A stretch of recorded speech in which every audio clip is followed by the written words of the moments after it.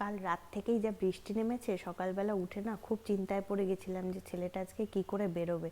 তারপরে দেখলাম যাক সকাল সকাল বৃষ্টি নামলেও এই যখন ছেলে বেরোচ্ছে তখন কিন্তু বৃষ্টিটা একটু ধরে গেছিলো, তাই ওর বেরোতে কোনো অসুবিধা হয়নি।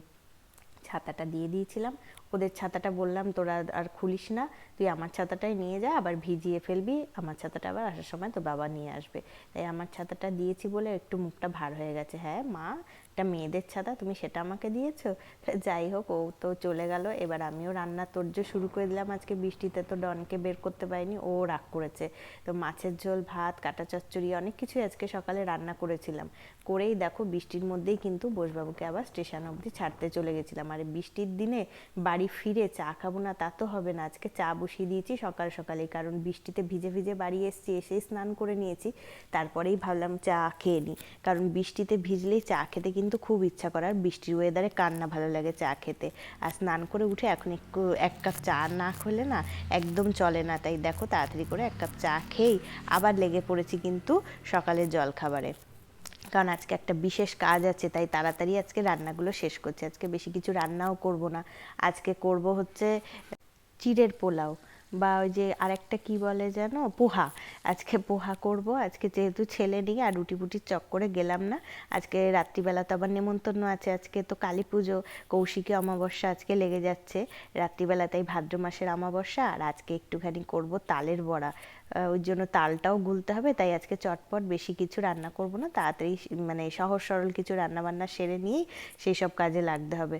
চিড়েটাও এদিকে ভাপিয়ে নিয়েছিলাম, এদিকে সমস্ত সবজি যা যা ছিল ঘরে সব কিছু দিয়ে বেশি করে কারি পাতা দিয়ে বাদাম ভেজে আমার এই চিড়ের পোলাওটা খেতে কিন্তু দারুণ লাগে। সকালের জলখাবার বলো বা সন্ধেবেলার টিফিন বলো, খুব ভালো লাগে। এই যে 2 প্লেট বেড়ে নিলাম, 1 প্লেট শাশুড়ির জন্য বেড়ে দিয়ে আসছি, আর 1 প্লেট আমিও দেখো এখানে খেতে বসেছি। ঘরেই আজকে নিয়ে এসেছিলাম। আর ওইদিকে ডন আমার দিকে মনমরা হয়ে তাকিয়ে আছে। আর আজকে করবো হচ্ছে শাপলা। শাপলাটা কালকেই বাজার থেকে এনেছিলাম, কালকে আর করা হয়নি। তো শাপলা রান্না করার আগে সকালবেলা যে কাঁটা চচ্চড়িটা করেছিলাম সেটা ভালো একটু গরম করে দিই। আর ওইদিকে একটু উচ্ছে কুমড়োটাও ভেজে নিচ্ছি, আর শাপলাতে একটু নারকোল দেবো বলে কালকে নারকোল রেখেছিলাম, সেই নারকোলটা একটু ভেঙে কুড়িয়ে নিলাম। আর শাপলা রান্না করার জন্য এই যে কড়াইতে দেখো সমস্ত কিছু তেল, শুকনো লঙ্কা, কালো জিরে ফোড়ন দিয়ে পেঁয়াজ ভেজে তার মধ্যে নারকোলটা একটু ভাজা ভাজা করে নিয়ে শাপলাগুলো দিয়ে দিলাম। আর শাপলাতে তো একটুখানি নুন দিলেই তো জল বেরিয়ে যাবে, তাই একটু নাড়াচাড়া করে একটু ঢাকা দিয়ে রাখলেই কিন্তু শাপলাটা হয়ে যায়। শাপলা রান্না করতে এমন কোনো ঝামেলা নেই। একটু এই যে নামানোর আগে একটুখানি মিষ্টি দিয়ে নিলাম, মানে চিনি দিয়ে নাড়াচাড়া করলেই এই যে শাপলা একদম রেডি।